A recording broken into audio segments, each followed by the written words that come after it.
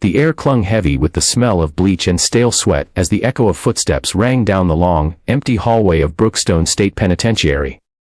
The place was alive with shadows, its concrete walls stained with decades of rage and regret. Past midnight, when the guards grew tired and the inmates restless, a lone janitor pushed his mop along the grimy floor. His back slightly bent, his uniform faded with wear. His name was Daniel Hayes. To anyone watching, he was just another weary man in his late 40s, trying to survive the grind of life. But beneath the worn fabric of his janitor's uniform and behind those haunted blue eyes lay a story the world had forgotten. A story even Daniel himself tried to bury. Daniel's life had been reduced to the rhythm of mop strokes and the clang of his bucket wheels. Yet behind the dull routine was a storm he fought to keep silent. His co-workers whispered about him. The quiet one. The ghost. No one knew where he came from. No one cared that he was a single father working 2 jobs, just to keep a roof over his teenage daughter's head. All they saw was a man at the bottom, a janitor in a prison where even the guards treated him as invisible. But invisibility had its advantages. It meant the predators lurking in those cells never really noticed him. Or so he thought. On that particular night, Daniel found himself assigned to clean the South Block, the most volatile wing of the prison. It was a place crawling with men who had killed without remorse. Men who wore their crimes like medals of honor. The guards gave him a perfunctory nod as they unlocked the barred doors, letting him into the belly of the beast. "Don't take too long, Hayes," one guard muttered. Daniel just nodded, his face unreadable, as the gate slammed shut behind him with a deafening clang. The inmates lounged in their cells, some smirking, others watching with predatory eyes as the janitor rolled his cart down the hall. To them, he was nothing. Just a man who cleaned up after their filth. A nobody. But as Daniel dipped the mop and dragged it across the cold concrete, a low whistle came from cell 19. "Hey, janitor boy." A voice drawled, slick with menace. Daniel didn't look up. He'd learned long ago that silence was safer than words. But the voice persisted. "You got a daughter, don't you? Cute little thing. What's her name? Emily?" Daniel froze. The mop handle tightened in his grip until his knuckles whitened. Slowly, he looked up. Behind the bars, a tall, scarred man grinned, his teeth yellowed from years of cigarettes. His name was Carter Briggs, a gang leader who ruled the South Block like a king. How Briggs had learned about Emily was a mystery Daniel didn't want to unravel. All he knew was that the mention of his daughter's name ignited a fire he had tried to keep buried for years. Briggs leaned closer, his voice dripping with mockery. "Word is, you keep her real close. Shame if something ever happened to her. Maybe when you're busy scrubbing floors, she's all alone. Easy prey, you know." The other inmates chuckled darkly, feeding off Briggs's cruelty. Daniel's chest rose and fell, his breath sharp, but his face betrayed nothing. He simply dipped the mop again, resuming his work. But inside, a war raged. Memories clawed their way back. Dusty roads in the Middle East, the thunder of helicopters, the silence before an ambush. He forced the visions down. He was no longer that man. That life was over. Hours later, as Daniel finished his shift, the threat still echoed in his ears. Walking out of the prison gates into the biting night air, his thoughts went straight to Emily. She was his anchor, his reason for enduring. At just 16, she carried more maturity than most adults. She knew her father was broken in ways he never explained, and she loved him anyway. As Daniel drove his rusted pickup home, headlights carving through the darkness, he kept replaying Briggs's words. Something inside him stirred. An instinct long dormant, the predator within. Back home. The small, cluttered apartment smelled faintly of lavender from Emily's candles. She sat at the kitchen table, textbooks sprawled out, her messy brown hair tied in a knot. "Hey Dad," she greeted, offering him a tired smile. He smiled back, though it didn't reach his eyes. "You should get some sleep," he said softly. She shrugged. "Tests tomorrow. I'll be fine." He placed a hand on her shoulder, the weight of his fear masked behind a steady grip. "Emily, don't ever open the door to anyone. Not for any reason." She frowned, sensing the tension in his tone, but nodded. She trusted him completely. That night, as Emily slept soundly in her room, Daniel sat alone in the living room, the hum of the fridge filling the silence. His hands trembled slightly as he reached under the couch and pulled out a small, weathered wooden box. He hadn't opened it in years. Inside lay fragments of a past life, a rusted military badge, an old combat knife, photographs of brothers, in arms long gone. And at the bottom, folded carefully, was a patch, black and gold, the insignia of Delta Force. His eyes lingered on it. The weight of who he once was pressing against the man he had become. A janitor, a father. A shadow of a legend. But something told him the shadows were about to awaken. The next evening came cloaked in unease. Daniel's shift began like all the others. Quietly, without acknowledgement, just a man pushing his mop into the belly of the prison. Yet something had shifted inside him. The words of Carter Briggs gnawed at him, poisoning every thought. The laughter of the inmates echoed like a taunt, reminding him that monsters didn't always stay behind bars. Sometimes, they reached out, clawing into the world beyond. The South Block smelled thicker tonight. Sweat, smoke. Something metallic that lingered on the air. Daniel moved slowly, methodically, pretending not to notice the eyes that tracked his every motion. He felt the burn of suspicion in his gut, the same instinct that had once saved his life in deserts and jungles. Tonight he was not just cleaning. He was watching. Listening, calculating. Briggs lounged in his cell like a king in his throne. Tattoos crawling up his neck like vines of corruption. His men were scattered through the block, silent but alert, their gazes flicking toward Daniel with too much interest.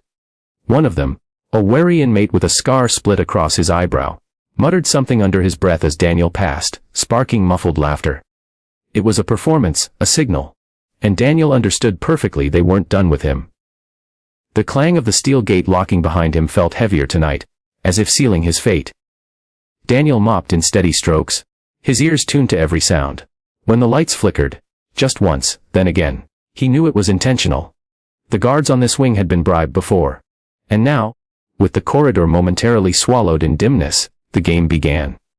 From the far end of the hall, the sound of chains clinking against the bars echoed louder than the silence that followed. A shadow detached itself from the darkness, moving too smoothly for a casual inmate's stroll.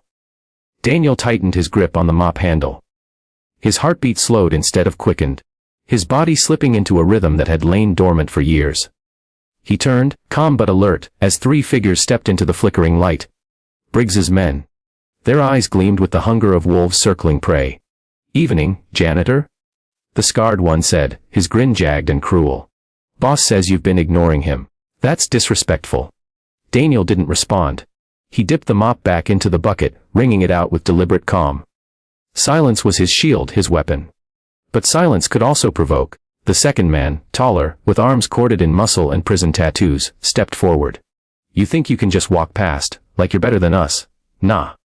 Tonight, we're gonna teach you some manners." The mop dripped against the floor, each drop marking the countdown. Daniel looked at them with eyes that had seen war, death, and the worst of humanity. For a moment, those men faltered, not because of what he did, but because of what he didn't do. He wasn't afraid. Scar grinned wider, masking the unease creeping into his gut. "What's the matter, old man? You gonna mop us to death?" The others laughed, but it was forced, brittle. Then Briggs's voice slithered from his cell, smooth and venomous. "Break him. I want to see what makes this janitor tick." The words snapped the leash. The men surged forward. The first blow came fast, a fist cutting through the air toward Daniel's jaw. But before it could land, Daniel moved, not like a janitor, but like a predator. The mop handle swung up, intercepting the strike, redirecting it with precision. The man stumbled, off balance. Daniel pivoted, his motion smooth. Instinctual, honed by years of muscle memory. He jammed the mop's wooden end into the attacker's stomach, driving the air out of him in a sickening grunt. The hall erupted in chaos. Inmates banged on their bars, howling like hyenas at the sudden spectacle. Guards didn't come. They wouldn't. This was the entertainment they had been paid to ignore. The second man lunged, swinging heavy fists. Daniel ducked low, moving with a grace that seemed impossible for someone his age. His hand shot up, snapping the attacker's elbow back with brutal efficiency. A crack rang out, followed by a howl of agony. The man crumpled, clutching his arm. The scarred one hesitated, sweat beading at his brow. This wasn't supposed to happen. They'd been told the janitor was easy prey, but what he saw in Daniel's eyes was not fear. It was calculation. Ruthless, cold calculation. Daniel didn't attack first. He didn't need to. He stood still, shoulders squared, waiting. And that stillness broke Scar's resolve. With a roar, the man charged. But Daniel stepped aside at the last second, grabbing his wrist and twisting, using the man's own momentum to slam him face first into the steel bars. Blood sprayed as teeth shattered against iron. The inmates erupted, some cheering, others jeering, but all recognizing the truth. This wasn't a fight. It was a dismantling. From his cell, Briggs's grin faltered. His eyes narrowed. Something about the way Daniel moved, the way he fought. It was too familiar, too precise. The janitor dragged his mop upright, setting it calmly back in the bucket. Around him, the three men writhed on the ground, broken, gasping. He didn't look at them. He didn't look at Briggs. He simply pushed the bucket forward, resuming his cleaning as if nothing had happened. But every eye in that block followed him now, and the whispers began to spread. Not a janitor. Not ordinary. Something else. And in Briggs's chest, for the first time in years, a spark of fear flickered. That night, as Daniel returned home, Emily's laughter greeted him from the kitchen. A brief reprieve from the darkness clawing at his heels. But even as he hugged her, even as he smiled and asked about her day, he felt it. That old life stirring awake, dragging him back into the war he thought he had escaped. Because now the prison knew. And soon, the world outside would, too. Morning light spilled weakly through the thin curtains of Daniel's apartment, painting the peeling walls in shades of pale gold. Emily sat across from him at the kitchen table, chewing on a piece of toast while scrolling through her phone. She wore the same expression she often did when she was trying to hide her worry. Calm on the outside, restless underneath. "You didn't sleep again?" she said finally, glancing up at him. Daniel sipped his coffee, black and bitter. "I'm fine," he replied, voice steady but hollow. "You always say that." Emily pushed her plate away, leaning forward. "Dad, I'm not stupid. Something's going on, isn't it?" At the prison. Daniel's eyes met hers, and for a moment the mask slipped. He saw his late wife in her. The same stubborn spark, the same refusal to back down. It broke him inside to see how much weight Emily carried at 16, how often she had to be the one worrying about him. He wanted to tell her everything, to pour out the truth about the threats, the fight, the past he had tried to bury. But he couldn't. He had promised himself long ago that she would never know the man he used to be. "I can handle it," he said softly. "All you need to do is focus on school. Let me worry about the rest." She frowned, but didn't press further. Yet Daniel could see it in her eyes. She didn't believe him. At the prison, the whispers had grown like wildfire. Guards traded rumors in hushed tones, inmates buzzed with speculation. The janitor had fought off 3 of Briggs's men with nothing but a mop handle. Some said he was ex-military. Others claimed he was a washed-up fighter. But all agreed on one thing: Daniel Hayes wasn't who he seemed. Briggs paced his cell, fury simmering beneath his skin.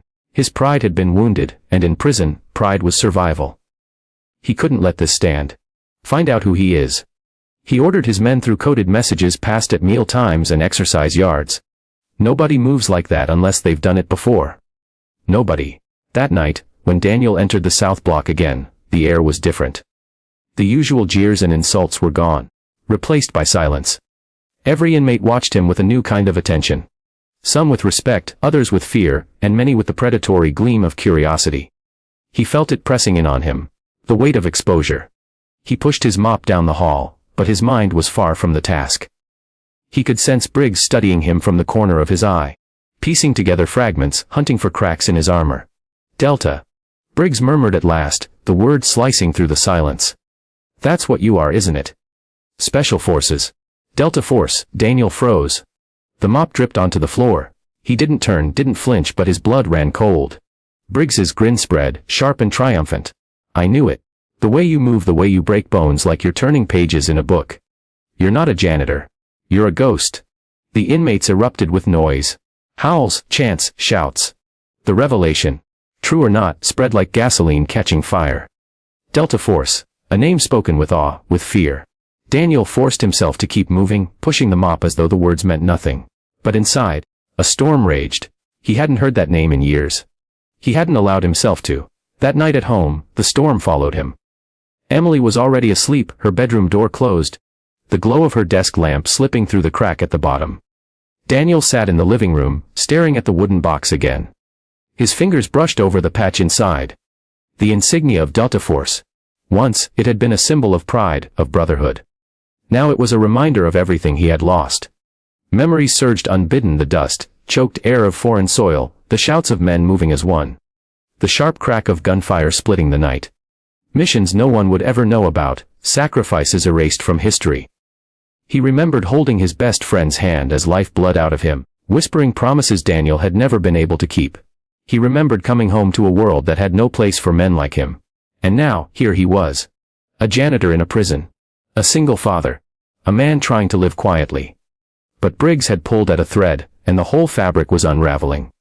The next day, as Daniel drove Emily to school, she studied him from the passenger seat.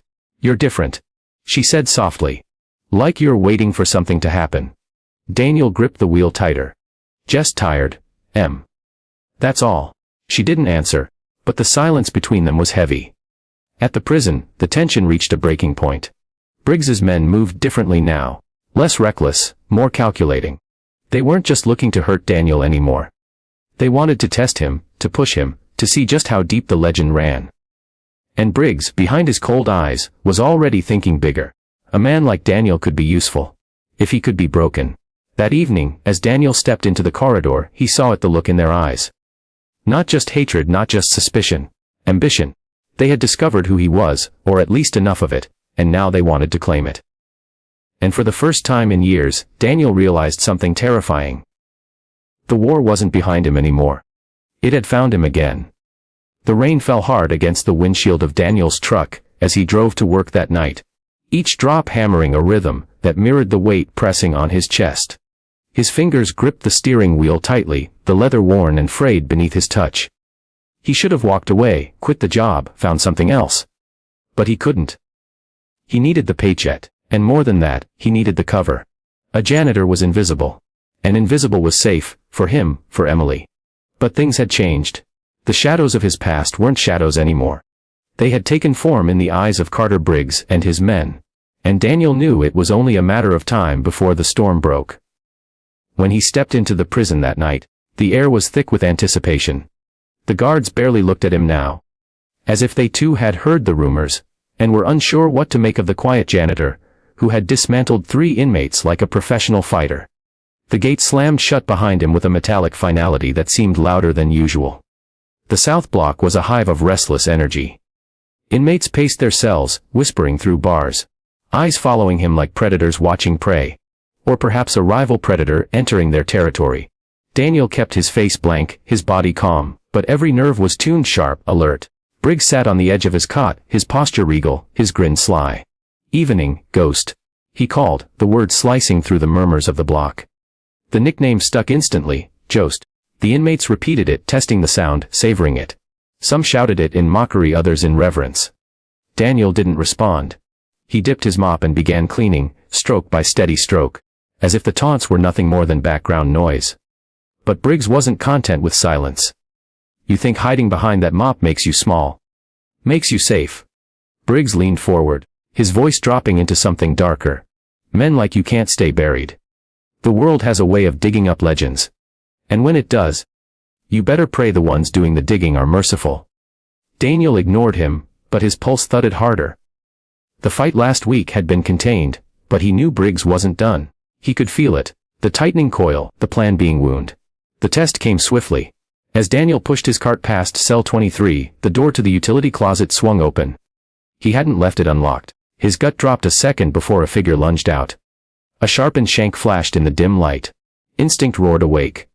Daniel twisted, grabbing the attacker's wrist mid-swing, yanking him forward with brutal precision.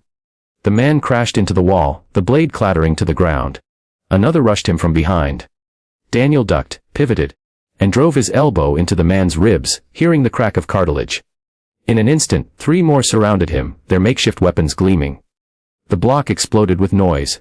Cheers, howls. Metal rattling against bars. The guards did nothing. This was sanctioned. This was entertainment. Daniel's world narrowed, slowed. He wasn't a janitor anymore. He was back in the field. Back where survival depended on every movement, every breath. The first man slashed wildly. Daniel sidestepped, grabbed his arm, and snapped it with a swift twist. The man screamed, dropping to his knees. The second charged, knife raised. Daniel seized the mop handle from his bucket and drove it forward, catching the attacker under the chin. Bone crunched, teeth snapped. He collapsed, choking on blood. The third hesitated, eyes wide, realizing too late that this wasn't a fight he wanted. Daniel stepped in close, disarmed him with a brutal wrist lock, and sent him sprawling with a strike to the throat. Within seconds, the corridor was littered with groaning bodies. Daniel stood in the center, chest rising and falling, mop handle slick with blood. His eyes swept the block, meeting the faces of men who had once seen him as prey. Now they stared at him as something else entirely. Something dangerous. Briggs clapped slowly from his cell, the sound echoing like a gunshot. "Beautiful," he drawled. "Absolutely beautiful. You don't just fight, Ghost, you dismantle. Efficient. Surgical. That's Delta all over you." Daniel's jaw tightened. He dropped the mop back into the bucket, forcing his breathing to steady. Without a word, he pushed forward, resuming his cleaning as if nothing had happened. But he could feel it. The shift in the air. The inmates didn't see a janitor anymore. They saw a predator. A legend. Back home, Emily noticed the bruises. He tried to hide them under his sleeve, but she caught the edge of a fresh scrape across his forearm. "Dad," she said softly, "what's happening to you?" He wanted to lie. He wanted to tell her it was nothing, just clumsiness, just bad luck. But the words lodged in his throat. Instead, he said, "Sometimes the past doesn't stay buried." Her brow furrowed. "What does that mean?" Daniel looked at her, his chest aching with the weight of everything he couldn't say. "It means I'll do whatever it takes to keep you safe. No matter what it costs me." She didn't understand, not fully. But she nodded. She trusted him. That trust was a knife twisting deeper into his soul, because he knew Briggs's threats weren't idle. If they couldn't break him inside the prison, they'd look for other ways. And the most vulnerable part of Daniel Hayes wasn't behind bars. It was sleeping peacefully in the room across the hall. And Briggs had already spoken her name. The storm broke on a Thursday night. Daniel had felt it coming all week. The way Briggs's men moved more carefully, the way certain guards avoided his eyes, the way the silence in the block grew too heavy, like the air before lightning splits the sky. He'd fought off ambushes, shrugged off whispers, endured the chants of "Ghost" echoing through the halls. But what haunted him most wasn't inside the prison. It was the thought of Emily, alone in their small apartment, trusting a lock and a chain to keep the world out. When the south block gate shut behind him, the sound was different. Colder, final. The corridor was eerily quiet. Too quiet. Daniel's instincts flared hot in his chest. He slowed his steps, every sense sharp. The inmates weren't jeering, weren't shouting. They were waiting. And then Briggs stepped out of his cell. That alone was wrong. No one walked freely from their cage without help. Which meant the guards had opened it. Which meant this wasn't just a test. It was sanctioned. Briggs moved like a man at home, his presence heavy, his grin cruel. Around him, half a dozen men gathered, weapons in their hands, shanks, pipes, chains. Their eyes locked on Daniel. "Evening, Ghost," Briggs said, his voice smooth as oil. "Time we stop pretending. You're not some janitor. You're not nobody. You're one of them. Delta, a legend walking among us. And he spread his arms wide, like a preacher before his flock. "I intend to break the legend." The inmates roared, slamming fists against bars, the sound reverberating like thunder. The guards remained absent, shadows in their towers, silent witnesses to the spectacle. Daniel stood still, mop handle in hand, his expression unreadable. He had fought wars, toppled warlords, survived ambushes in deserts and jungles. But this was different. This was theater. And in theater, there were no clean exits. "Walk away." "Briggs," Daniel said quietly, his voice carrying more weight than a shout. Briggs's grin widened. "Or what? You'll clean me up too?" "No, Ghost. Tonight you bleed. Tonight. Every man here sees that even legends fall." The first man lunged with a chain, swinging wide. Daniel ducked, yanked the chain tight, and sent the attacker crashing into the bars. Another rushed him with a sharpened shiv. Daniel pivoted, caught his wrist, and twisted until bone snapped, sending the weapon skittering across the floor. The block erupted in chaos. Men howled. Guards stayed silent, and Daniel moved like water. Calm, precise, lethal. His mop handle cracked across a skull, jabbed into a throat, swept a man's legs out from under him. Every strike was efficient. Controlled, nothing wasted. But Briggs didn't move. He watched, studying, waiting for the right moment. Finally, when his men were groaning on the floor, Briggs stepped forward. He wasn't armed with steel, but with something sharper. Cunning. His fists were fast, his strikes vicious. This wasn't prison brawling. These were trained moves. Daniel's chest tightened with recognition. "You're not just muscle," Daniel said between blows, blocking, countering. "You've had training." Briggs's grin flashed. "Army, before I made better choices. But not Delta, never Delta. You boys thought you were gods. Tonight, I prove otherwise." A fight turned brutal. Briggs was stronger, fueled by rage. Every punch meant to maim. Daniel was faster, colder, every counter a reminder of the discipline drilled into him. They collided again and again, fists cracking against flesh, boots slamming into ribs. The inmates screamed like spectators at a gladiator match, their chants deafening. Briggs landed a heavy blow to Daniel's jaw, sending him staggering into the wall. Blood filled his mouth, metallic and hot. The old Daniel, the one he'd buried, clawed to the surface. He saw Emily's face flash in his mind. He couldn't afford to lose. Not here, not now. With a guttural roar, Daniel surged forward. He ducked under Briggs's swing, drove his shoulder into his gut, and slammed him against the bars. His fists became a blur, each strike fueled by years of suppressed violence. Each blow a message: "You will not touch my daughter." Finally, Daniel grabbed Briggs by the collar and slammed him to the ground. The block went silent. Briggs lay sprawled, blood pooling from his split lip, his grin gone. Daniel leaned close, voice like steel. "You ever say her name again, I end you. Do you understand?" But for the first time, Briggs's eyes flickered with fear. Daniel stood, breathing hard, surrounded by the wreckage of men. He didn't raise his fists in triumph. He didn't celebrate. He simply picked up his mop, bloodied and broken, and pushed it forward. Because this wasn't victory. It was survival, and survival came at a cost. That night when he returned home, Emily was awake, waiting on the couch. Her eyes widened at the bruises, the blood. "Dad," she whispered, voice breaking. "What are you doing? Who are you?" Daniel sank into the chair opposite her, exhaustion carving lines deeper into his face. He wanted to shield her. But the truth pressed against his chest like a blade. "I'm someone who's done terrible things," he said softly. "Someone who thought he could walk away. But they won't let me. And now, I don't know if I can keep you safe anymore." Emily's eyes filled with tears. But she didn't look away. She didn't run. She reached across the table and took his hand. "Then let me help you," she whispered. Daniel's throat tightened. She didn't understand. She couldn't. But in her grip, he felt something he hadn't felt in years. Not just fear. Not just guilt. Hope. The days that followed were the heaviest of Daniel Hayes's life. The prison had changed. Every corridor he walked felt alive with whispers, every shadow carried eyes. Ghost. They called him now, no longer mocking. Some spoke the name with reverence, others with fear, but the word carried weight. Even the guards glanced at him differently, their smirks replaced with unease. He was no longer invisible.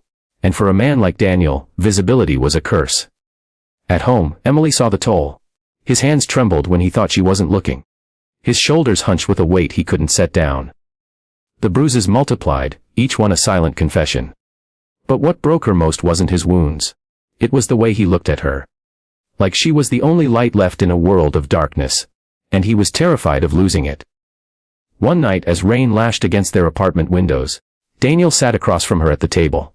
The wooden box lay open between them, its contents finally revealed. The patch, the badge, the photographs. Emily's eyes widened as the pieces fell into place. "You were a soldier," she whispered. Daniel's jaw tightened. "Not just a soldier. Delta Force. We were sent where others couldn't go, to do things others couldn't do." His voice grew hoarse. "Things no one should have to do." Emily reached out, brushing her fingers over the faded insignia. "Why didn't you tell me?" "Because that man died a long time ago," Daniel said. "And I never wanted you to know him. I wanted you to have a father, not a ghost." Her eyes glistened, but her voice was steady. "You're not a ghost to me. You're my dad. And I don't care what you've done. I just don't want to lose you." The words cut deeper than any blade. He had spent years burying himself, hiding behind a mop and a paycheck, believing invisibility was protection. But Emily didn't need a shadow. She needed him, fully, truly. The next day at the prison, Briggs made his moons. He had licked his wounds, but his hunger hadn't dimmed. He wanted dominance, and the only way to reclaim it was to break the ghost in front of everyone. The guards, complicit and paid, cleared the way. When Daniel entered the block, Briggs was already waiting in the open, a crude shank glinting in his fist. Around him, the entire wing watched, pressed to their bars, the noise swelling like a storm. "No more games." Briggs snarled. "Tonight you die." The words rang out, feeding the frenzy. The inmates roared, pounding their fists, chanting for blood. The guards didn't move. This was their show now. Daniel's chest rose and fell. He felt the fear clawing at him. Not fear for himself, but for Emily, alone at home, unaware of how close danger lurked. Briggs had hinted. threatened. If Daniel fell tonight, his daughter's safety vanished with him. He gripped the mop handle, his only weapon. The wood felt steady in his hands, like an extension of his will. He took one step forward. Briggs lunged, fast and vicious. The shank slashed through the air, but Daniel sidestepped, redirecting the strike with the mop shaft. He countered with a swift jab to Briggs's ribs, then another to his knee.